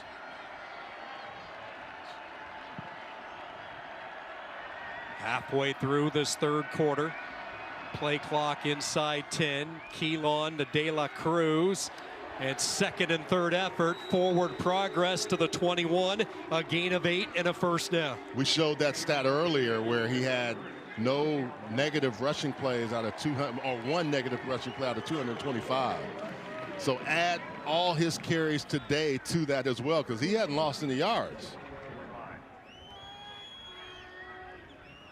They talked about the unselfishness of all these players with Harding, but in particular Blake De La Cruz. They wanted to give him more scholarship opportunities since he's proven himself on the field. He said no, put that toward other players who need it. He's that type of player, the leader, and that's what you need when you run the flex bone. That unselfishness, not just from the quarterback, but from your fullback, who's the tone setter. Well, everybody. I mean, you have to play a bigger role. And even though he's the main guy, everyone knows he's going to touch the ball a lot of times. It's still one of those things. It's selfless. Mines has to find a way to get a stop and turn this momentum, because you're almost running out of the third quarter. Offensively, you haven't been able to keep drives alive, and now your defense is staying on the field way too long. Second down, they've had luck to the boundary side. This time, a good open field tackle is made by Colin Romero as we swing it down to Morgan. Fullback coach Matt Middleton told me that it's for Blake De La Cruz, it's not just his physical toughness, but it's the mental toughness that gives him the edge. It's so rare. Goes all the way back to his junior year of high school. From week 2 on, he played with a stress fracture in his foot, had to wear a boot around all day, and still racked up, guys, get this, over 2,100 yards that season, leading all of Springfield, Missouri. Certainly a toughness that he's carried on here into his junior year at Harding. Yeah, Morgan, he broke his foot week 1 that season, rushing for 200 yards in that week 1 game, and then he had 8 straight 100-yard efforts, catapulting high into the air. Jay upended. What a tackle by Will Drogosh. Yeah, now that was a nice play, because Drogosh was in position. 20 comes up, and this is what you've been wanting him to do, or wanting that position to do. Really nice job by him of not letting Braden Jay get outside. Braden Jay was going to hurdle him, but he couldn't quite get over it. Harding will send out Grant Ennis, who's been quiet of late. He's only had 1 field goal attempt in his last 5 games. He's been accurate, 7 of 9 on the season. This one from 32 yards. Kick is on the way, and into the Texas air it sails, and it is good. Ennis with the field goal. Harding continues to up the ante. 31 unanswered points by Harding in their debut on the big stage. First trip into the national championship game. This is a team that won a pair of 1-point thrillers early on in the playoffs. They knocked off the Harlan Hill winner at Central Missouri. 35-34 in the quarters. They won a low-scoring game against Grand Valley State, 7-6. They blew out Lenore Rhine last week, and now they are taking care of business against Mines. Yeah, they are. And you know, you want to talk about the CFP appearances: Michigan, Washington, Texas, and Alabama. It's time for football. When you look at these 4, we've had a lot of debate on who the 4 should be, and now it is settled. Who's your pick? Who you like? Look, I mean, Alabama in that 4th spot scares everybody. I mean, sentimentally, I'd pick Washington just because I'm a Pac-12 guy, but Alabama's going to be tough to beat. Michigan, if they can't get by them in that first game, I think Bama wins it. Zach Hoffman with the catch at the 37-yard line. But I wouldn't sleep on Texas. I knew your Pac-12 blood would come out. I wouldn't sleep on Texas. Yeah, you know that. Speaking of Alabama, Clark Griffin, preferred walk-on for Nick Saban. First 2 years out of high school. Brooke High School was an undersized linebacker. Saban moved him to safety. He wanted the opportunity to play, and he's found a home here at Harding. Talked about the chance to get back into his linebacker position and win a national championship, and wouldn't you know it, he won a title with Bama, Will he do the same with Harding here at the Division II race? His team is in a good spot right now for that, so I think he's happy to have won that one, but this one would be even special for him as well. Coaches were talking, yeah, we have him listed at 5'9", but he is 5'7" tops, but he plays with a huge heart. Here he's trying to bring down Matoka, who would not go down. Quarterback draw, Matoka to the 25. The one thing that we saw with Matoka in the past, and what you know, he has some opportunities with his legs, open space in the middle, he takes it. Now they're going to go tempo to preserve as much clock as they can. It's been a quiet day for Roper running the football. He stays in for pass protection. Low throw offline, and it falls incomplete.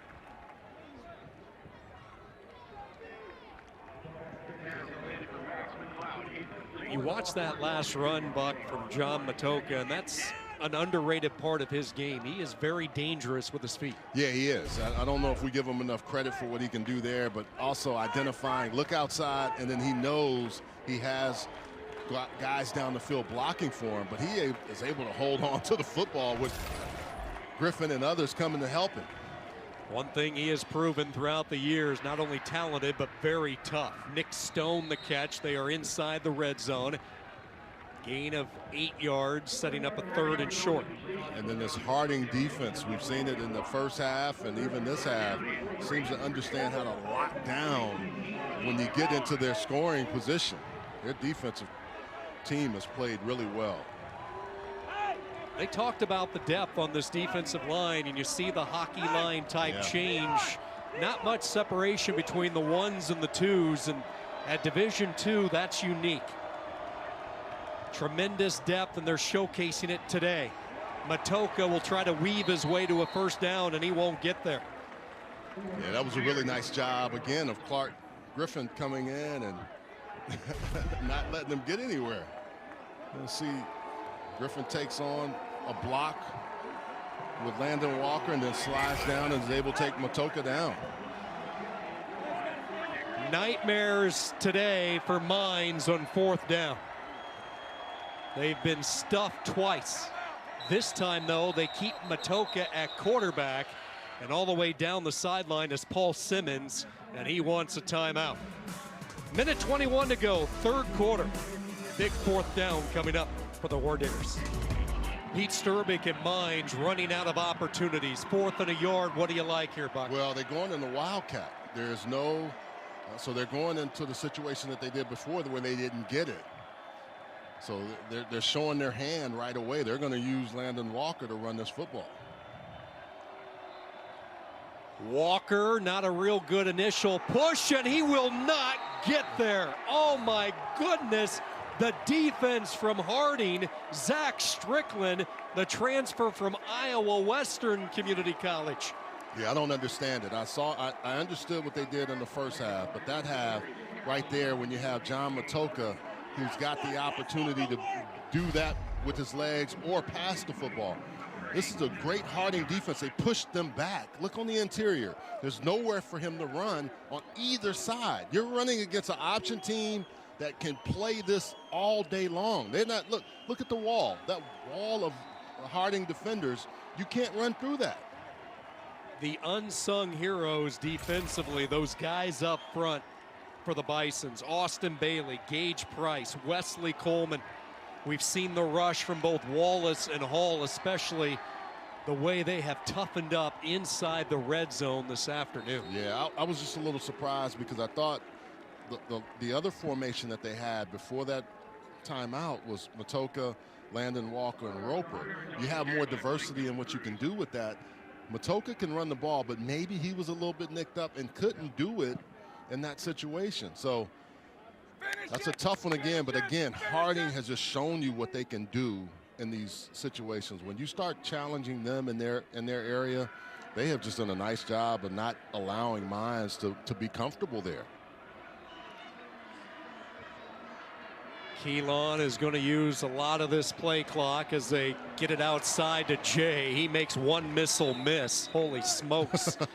Disappearing act there is penetration by Romero, and he came up with air. Yeah, he came flying from that secondary. So with that last carry, it is a first for Harding. It might be an afternoon of firsts. The first team ever to go over 6,000 yards in a single season, and that's what Paul Simmons and the Bisons have been able to do today. Speaking of firsts, they're 15 minutes away from the program's first ever national championship. To the fourth quarter we march here in McKinney. Welcome back to the NCAA Division II Football Championship on ESPN as we march to the fourth quarter. Harding 31, Mines 7. Quite a story at quarterback with Cole Keelan. For more on that, here's Morgan. Harding quarterback Cole Keelan and his dad Chris, who was also his coach in high school, have been talking about this moment of winning a national championship since the day that Cole committed to Harding. December 9th, 2020, his dad Chris put out this tweet. Very proud dad. You see it there at the end saying, quote, "Go win a natty." And for Keelan, he didn't even start at quarterback until his senior year of high school. He primarily played linebacker and was only getting looked at by college teams for defense. He told me this is surreal, living out his dream of being able to play quarterback in college. And the only number that he's concerned about is the number in the win column, guys. And now just 15 minutes away from Harding's first ever national title. Thank you, Morgan. De La Cruz able to pick up the first down. And we had a chance to talk to Cole earlier this week, and he told us he was getting quite a few Division I baseball offers, actually, but he knew really after his sophomore year, baseball was not going to be his future. He wanted the opportunity to play quarterback at the collegiate level. There weren't many offers coming in, but Harding spotted something in him to give him the chance. And coaches were honest with us yesterday. They said they had about 5 or 6 quarterbacks as De La Cruz is into the secondary. De La Cruz trying to add an exclamation point, takes it down to the 10. Touchdown saving tackle by Mikey Barker. Well, what the coaches said yesterday is as they lean on these defensive lines that they play, the second half, it becomes so much harder for those guys to get off. They've been on the field a long time. Really good block inside there, by this offensive line. Great hustle to not let him score the touchdown. 60 more yards for De La Cruz. But going back to Keelan, they had 5 or 6 quarterbacks they were looking at the year he came in, and he was the least talented as far as the quarterback position, but they loved his attitude, what he brought, that winning persona that Morgan was talking about. Yeah, and when your dad's a high school coach, that also plays a big role, but then your ability to win games. I think that was the key factor. He's 23-2 as a starter.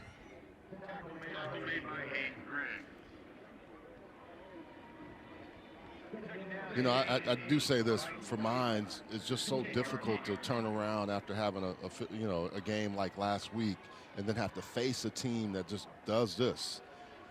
It's awful difficult to face this kind of offense.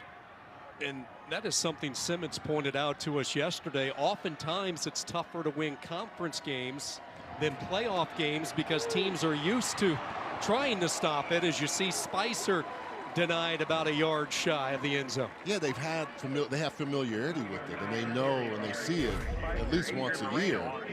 Whereas when you get into the playoffs, you see it maybe once at all, and then when you see it, it comes in the championship game. Good tackle by Adrian Moreno. And you can hear Coach Simmons, or one of the coaches on the sideline, but I think it's Simmons saying finish.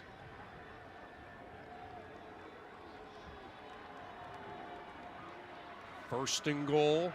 Martin in motion. Keelan trying to take it in himself, and he is in.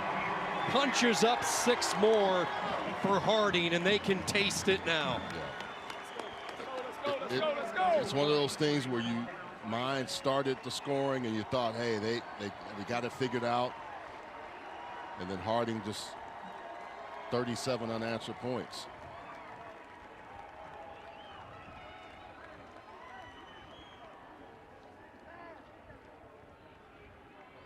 Another long drive for the Bison. 7 plays, 83 yards, all set up by the 60-yard run from De La Cruz. Keelan with the rushing touchdown, his 15th rushing score of the year, and what a show Harding is putting on here today.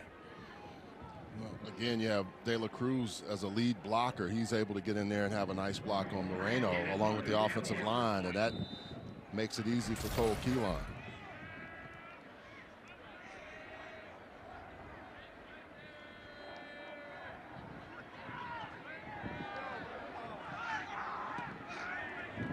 Ennis with the point after.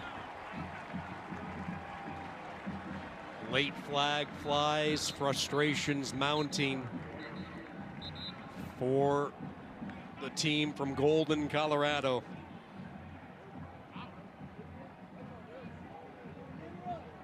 Officials sorting this out.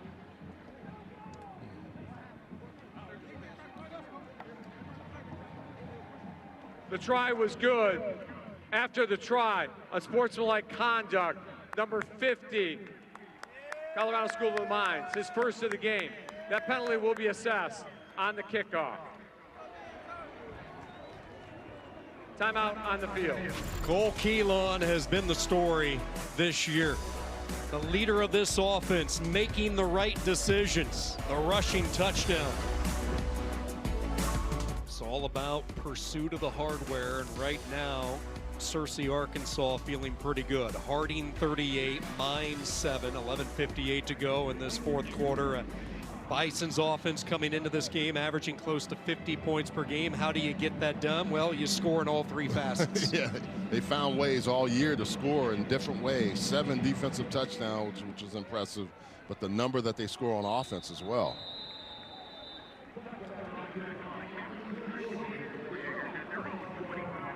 John Matoka in this offense for Mines.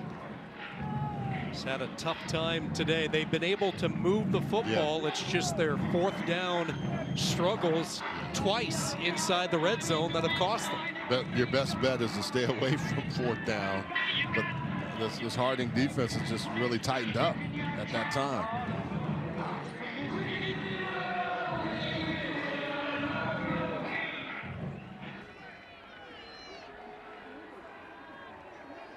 Matoka starts up shop at the 25, looking right, quick throw. Max McLeod with the catch. McLeod takes it up to the 37, a gain of 12. 12 yards on the play. Their combination has been really spectacular this year. Came into the day with over 101 catches. Look at the numbers that McLeod has put up, second all-time this year in a single season for Mines, only trailing the great one, Brody Oliver. Let's see if this was a forward pass. It certainly looked like it initially. Some hesitation by our officials. Devontae Manning ended up with it, but they are going to say incomplete. Right call there, setting up a third down. Second down. Or excuse me, second down.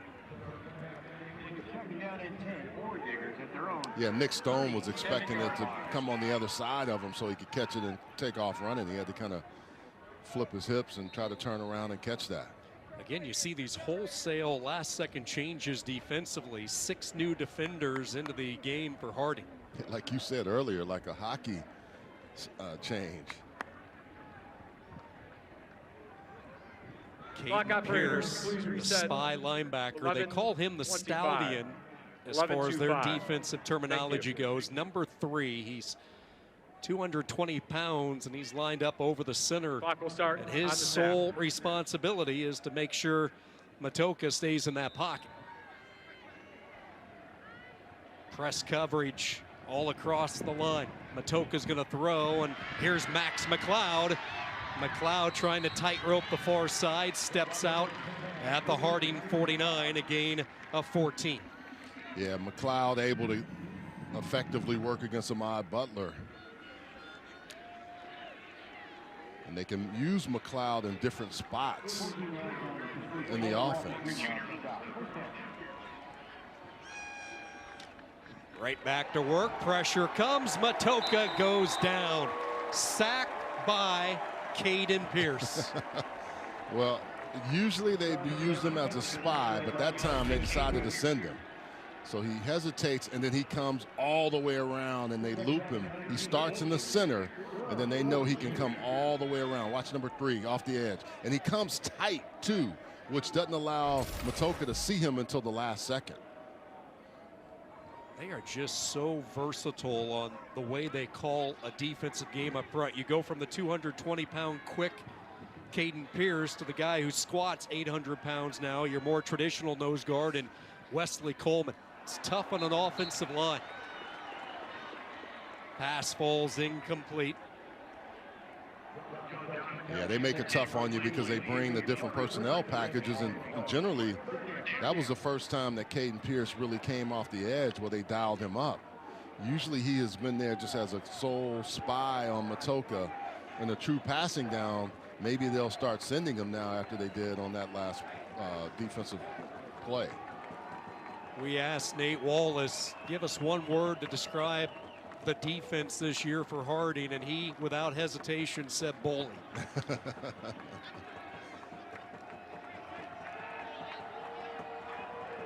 Third and long, 3-man rush. They still get to Matoka, and another sack. It's the head bully, Nate Wallace. Yeah, well, when you're in a position like this and you don't have any regard for the run game, you can just tee off, and now these guys are coming after him, getting in, and even though they only send 3, they were so fast off the edge and on the interior.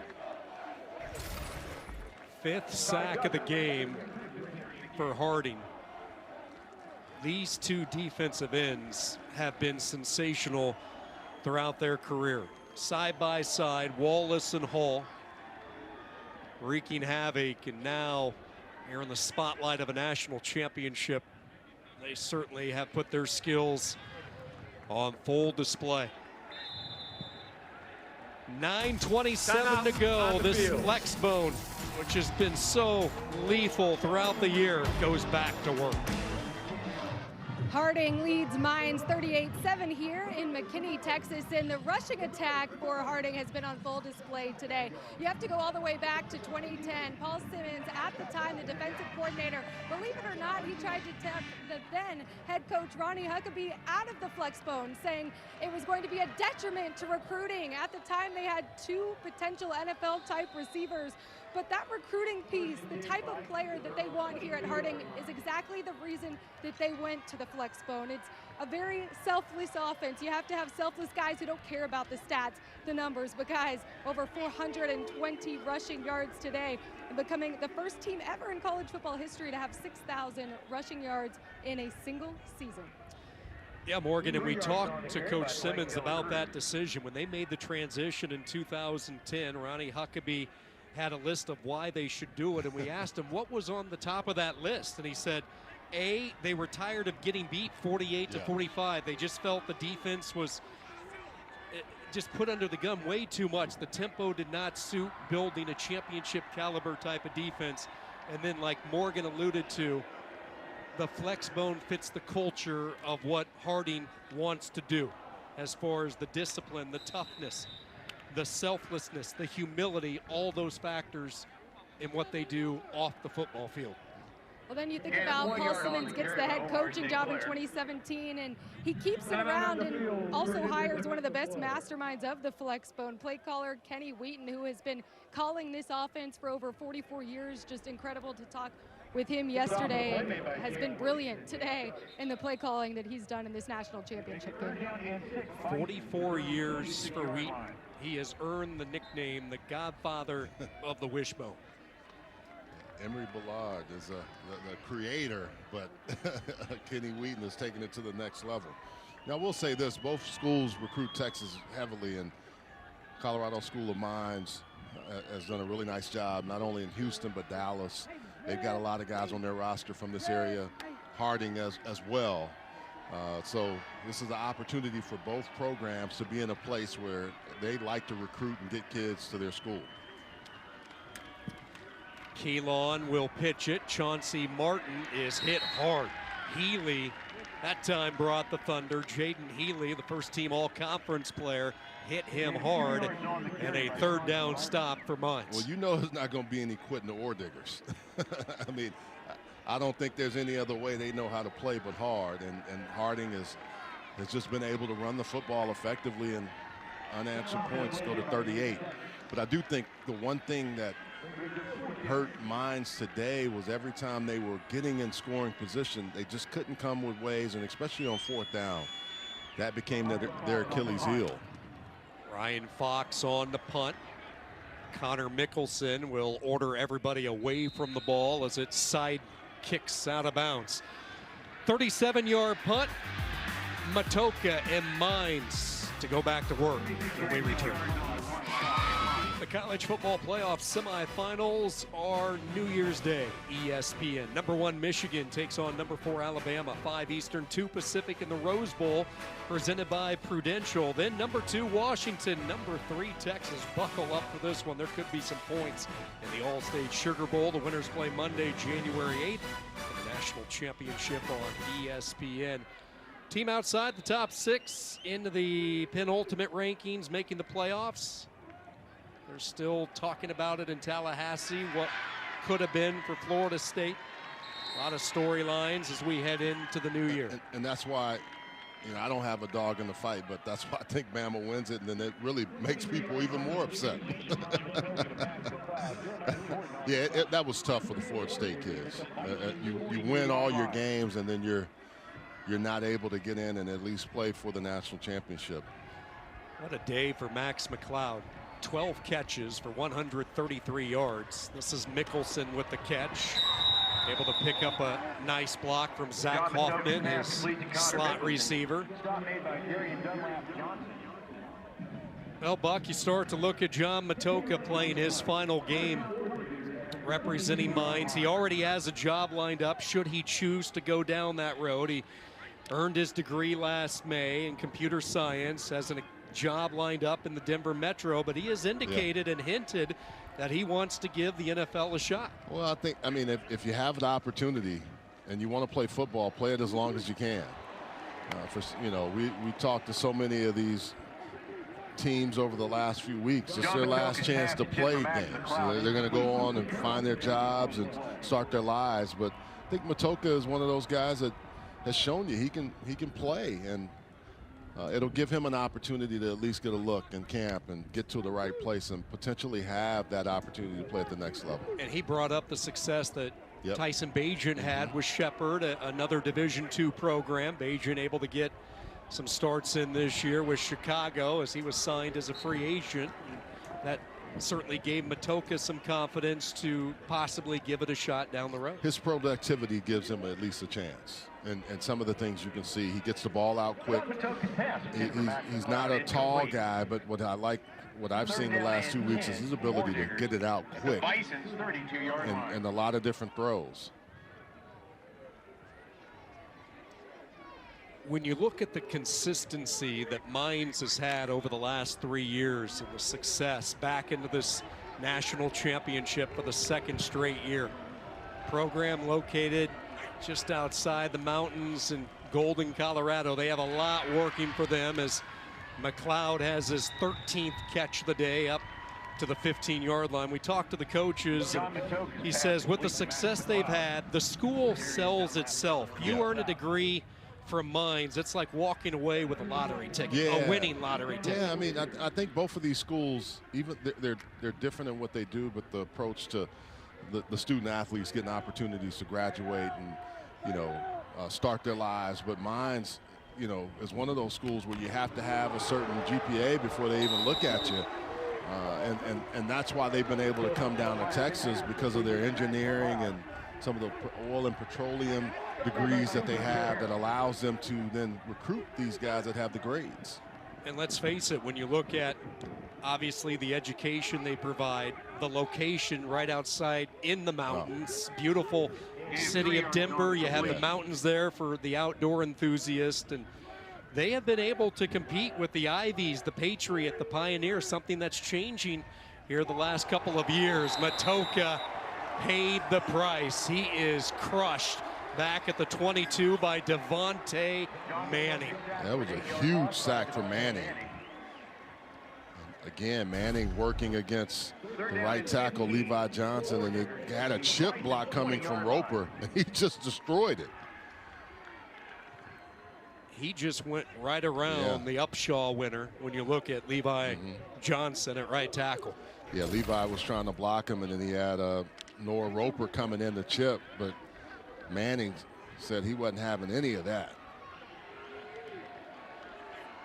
6th sack of the day, 3rd down. Matoka feeling the heat, dodges, and now he'll try to find his way to the end zone. Tackled at the 3. Touchdown saving tackle by Dunlap Johnson.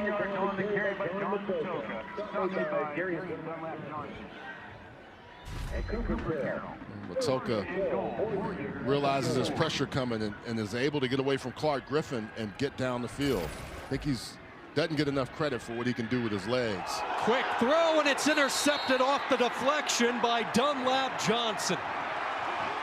That type of day for Mines. McLeod had it bounce off his hands right into the lap of Darian Dunlap Johnson. Yeah. The first turnover of the game Moving comes at the roast time. Interception. McLeod just looking to take off before he had the ball in his hands. And just a really, not the great opportunity for him, but if you're Harding, you've done this all year long. You've taken the ball away when you need to. Dunlap Johnson with the pick and an opportunity to finish this game. Harding has taken a timeout. The NCAA FCS championship game is on Sunday, January 7th at 2 Eastern on ABC. Defending champion South Dakota State will take on either North Dakota State or Montana. For more information, go to NCAA.com, your official home for all 90 NCAA championships. Well, it's the Bison of North Dakota State with a Z at the FCS level. Yes. It is Bisons with a plural when you talk Harding football. Get it right. Get it right. And Harding capping a year where they have just been hard to beat. I mean, if you think back to their season, Grand Valley State has to be watching this game thinking, man, we were right there. Central Missouri, those 2 games in a row where they had to win by 1 point. Got it done at the end. They had both of those schools, but in particular Grand Valley State, because they were able to stop the triple option. They took another look at the interception, Darian Dunlap Johnson, to see if he had control before getting a foot in. And he had every part of his body in on that. Yeah, definitely. I mean, really nice job.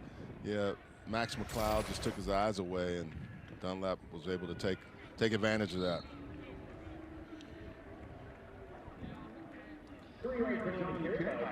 Harding entering today, riding a program high 18-game winning streak. Keep in mind, this is a program that was playing really well to close out last year. They had the heartbreak of watching as it panned out real time, not making the playoffs. And offensive analysts for this staff, Kenny Wheaton, talked about the phone call he got from Cole Keelan. Keelan is such a competitor, and those two just crushed when they found out they would not have an opportunity to play for a national title, and they used that certainly as a springboard into the offseason with one end goal to play here in McKinney and have a chance to bring home the first national championship back to Searcy. Yeah, sometimes when you have those kind of things happen to you, it fuels you. And I think these guys talked about it. Both sides did, which is interesting, because both of them wanted their first one so badly.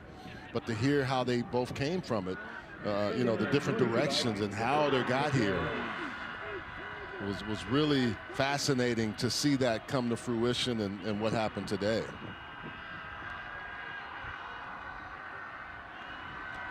Keelan on the pitch. This is Omar Sinclair, and will this be the exclamation point? Sinclair has had 3 surgeries since 2021, a chance to contribute, and he does as he brings it down the home stretch. Yeah, missed the whole 2022 season, and they said he was explosive before those surgeries. Showed you a glimpse of that. Probably not as fast as he used to be, but you have to be impressed with the guy that has worked himself back into the lineup and getting opportunities. He was their best back, as you talked about a couple of years ago. 878 yards before the knee injury, and now 3 surgeries later, you see the respect he has. Yep. Sure, it's an emotional moment for him as his teammates are there for Omar Sinclair. You could tell when he was running that ball, the players were so happy for him, and they were all trying to get down there and celebrate with him. Dela Cruz, you know, just you can't say enough about this young man and how effective he is. You know, maybe not the best home life, but has found a way to get into school and get this team really on. He carries this team on his back every single week, and some of the things he's been able to do, and still a selfless player.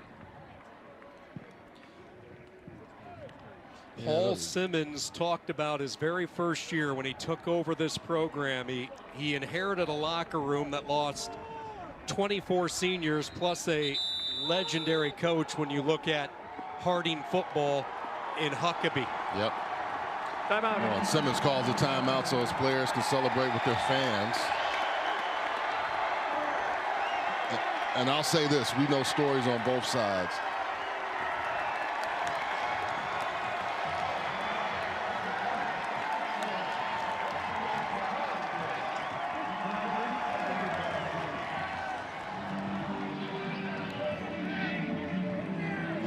As we were saying, you know the stories and all the stuff that it took to get here, and you can tell the excitement and the jubilation of your fans that have been with you throughout all that. But I look at the Mines, and we've gotten to know their program as well, and there's some great stories over there, and you feel just as badly for those young men as you do as happy for what Harding has been able to do.